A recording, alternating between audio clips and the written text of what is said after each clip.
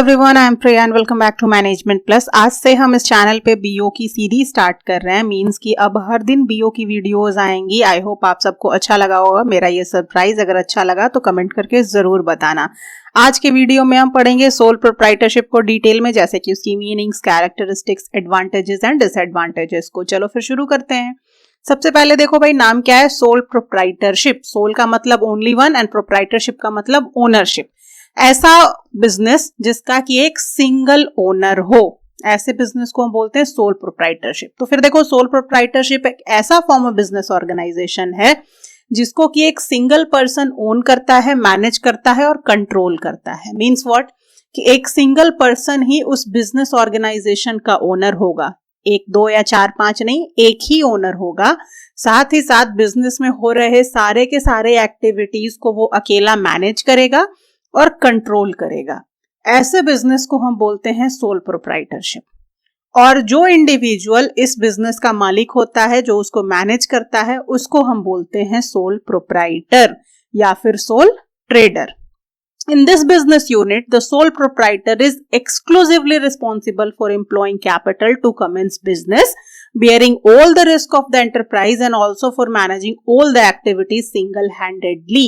अब sole proprietorship business में क्या होता है ना, कि वो जो सिंगल इंडिविजुअल होता है, जो कि कंपनी का मेन मालिक होता है, वही कंट्रोल करता है, वही मैनेज करता है, वही रिस्पॉन्सिबल होता है कि कंपनी के लिए जितना भी कैपिटल रिक्वायर्ड है बिजनेस को चलाने के लिए, कमेंस करने के लिए, साथ ही साथ डे टू डे ऑपरेशन करने के लिए जो भी कैपिटल रिक्वायर्ड होगा, उन सब का अरेंजमेंट करना सिर्फ वही, उसी एक पर्सन का जिम्मेदारी है। यानी वही सोलली रिस्पॉन्सिबल होगा कैपिटल को इंप्लॉय करने के लिए। और साथ ही साथ जो भी रिस्क होगा बिजनेस का, वो अकेला बियर करेगा, कोई और बियर नहीं करेगा। कितना पैसा चाहिए, कितना पैसा लगाना है, वो अकेला समझेगा। और जो भी रिस्क होगा, अगर पैसा डूबा या कुछ भी हुआ, कोई भी तरीके का रिस्क, वो सिंगल इंडिविजुअल ही उसको देखेगा।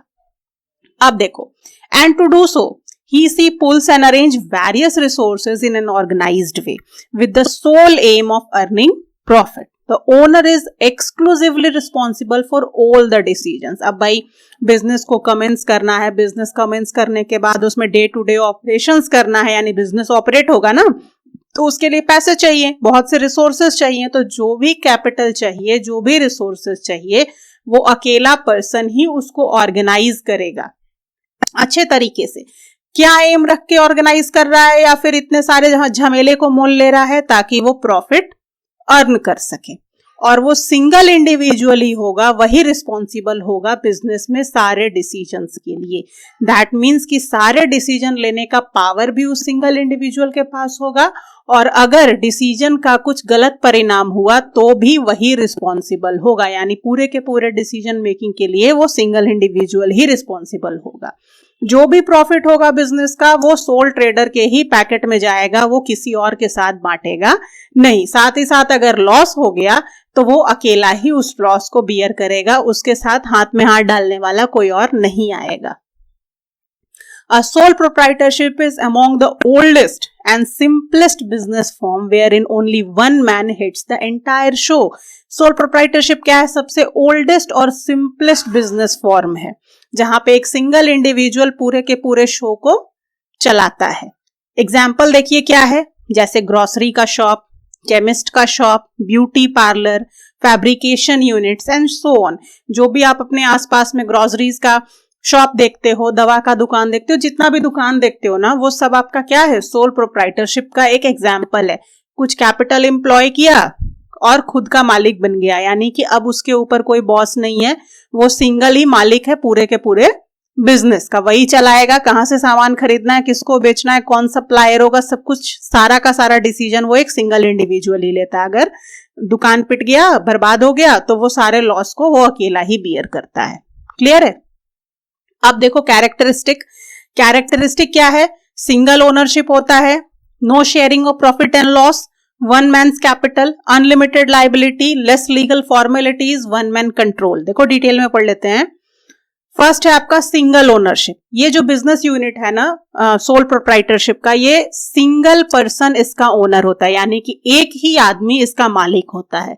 जो भी एसेट या प्रॉपर्टी होती है इस बिजनेस में वो प्रोप्राइटर से ही बिलोंग करती है। एक सिंगल आदमी इसका ओनर होता है, जो भी एसेट है जो भी प्रॉपर्टी है उसी प्रोप्राइटर का होता है, किसी और का नहीं होता है। तो अकॉर्डिंगली क्या होना चाहिए कि जब सारा का सारा प्रॉपर्टी एक ही आदमी से बिलोंग करता है तो उससे रिलेटेड जो रिस्क होगा वो भी वही सिंगल इंडिविजुअल बियर करेगा।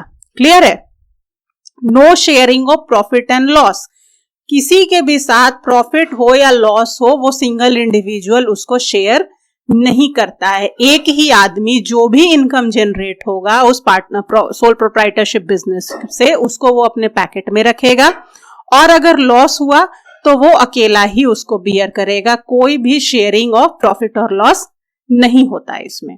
वन मैन्स कैपिटल, जो भी कैपिटल रिक्वायर्ड है बिजनेस को स्टार्ट करने के लिए, साथ साथ बिजनेस को कंटिन्यू करने के लिए, उसका अरेंजमेंट एक सिंगल इंडिविजुअल ही करता है, सोल प्रोप्राइटर ही करता है, चाहे वो अपने पर्सनल रिसोर्सेज से करे या फिर बोरो करे कहीं से।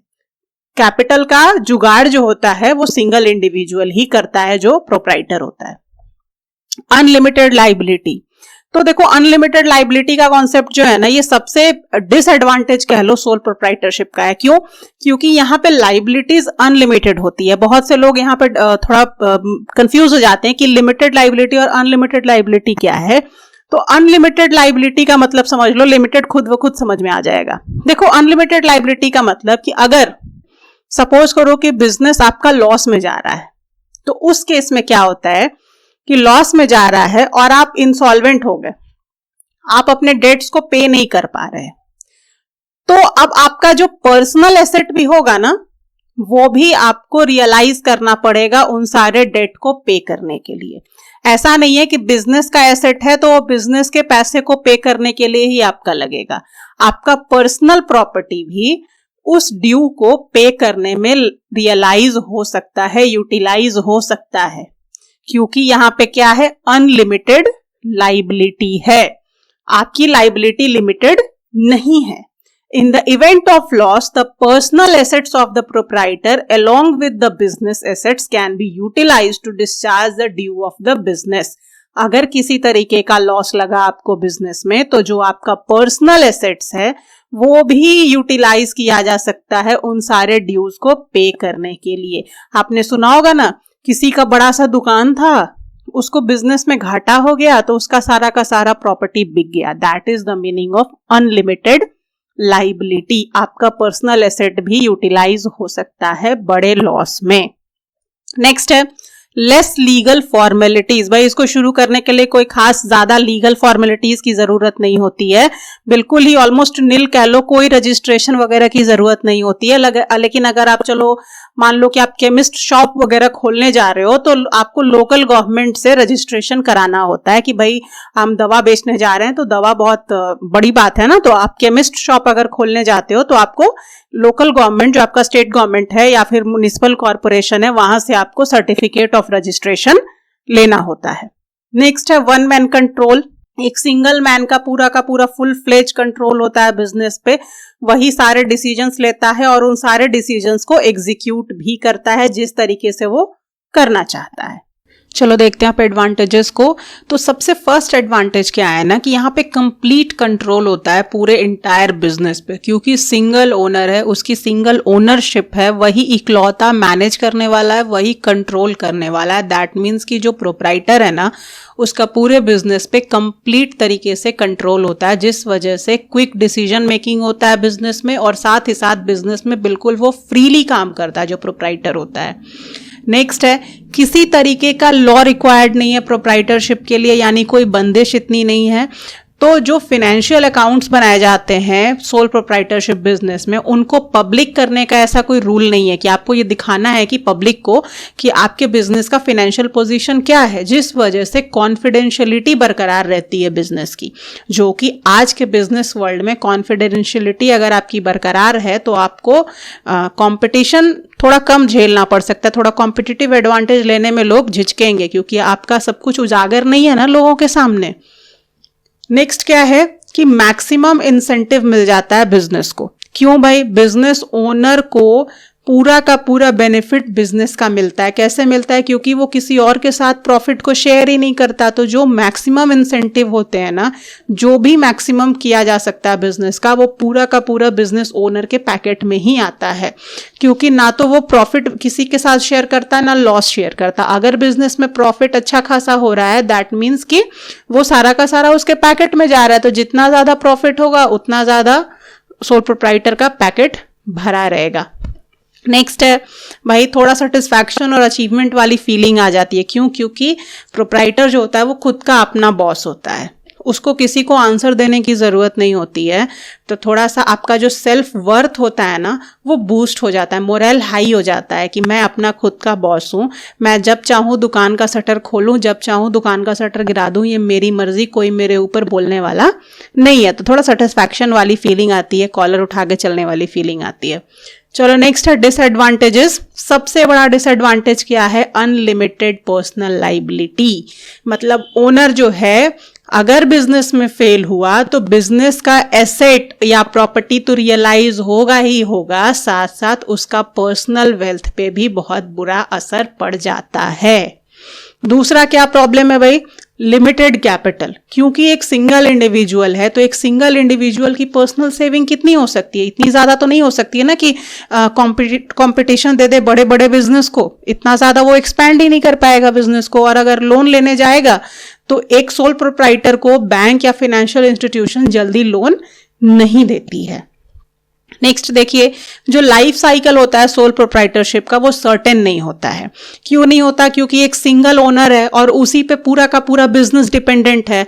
अगर ओनर के पास कैपेसिटी नहीं रही बिजनेस को अच्छे से रन करने की, तो बिजनेस बंद हो जाएगा।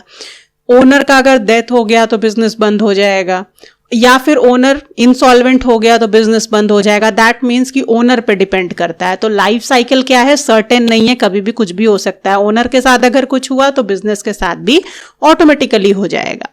नेक्स्ट है लिमिटेड मैनेजेरियल एबिलिटी। जो सोल प्रोप्राइटरशिप बिजनेस होती है ना, उसमें एक इंडिविजुअल होता है जो कि मालिक भी होता है, वही मैनेज भी करता है, वही कंट्रोल भी करता है। दैट मीन्स कि एक इंडिविजुअल के मैनेजेरियल एबिलिटी पे पूरा बिजनेस चल रहा है। तो क्या ये पॉसिबल है कि एक सिंगल इंडिविजुअल हर फील्ड में नंबर 1 हो सकता है? ऐसा नहीं है। तो उसको डिसीजन लेने के लिए और भी लोगों की जरूरत पड़ेगी अलग अलग फील्ड में। लेकिन भाई फिर दिक्कत आ जाती है कि लिमिटेड रिसोर्सेज होते हैं। तो रिसोर्सेज कम है तो आप ज्यादा कंपिटेंट लोगों को हायर नहीं कर सकते, क्योंकि आपके पास फंड नहीं है। तो जिस वजह से सोल प्रोप्राइटरशिप बिजनेस को सफर करना पड़ता है मिसमैनेजमेंट और पुअर डिसीजन मेकिंग के प्रॉब्लम को। So that's all about today's video. अगर वीडियो पसंद आया हो तो लाइक करना और हाँ शेयर जरूर कर देना। मिलते हैं नेक्स्ट वीडियो में, तब तक के लिए स्टे ट्यून्ड।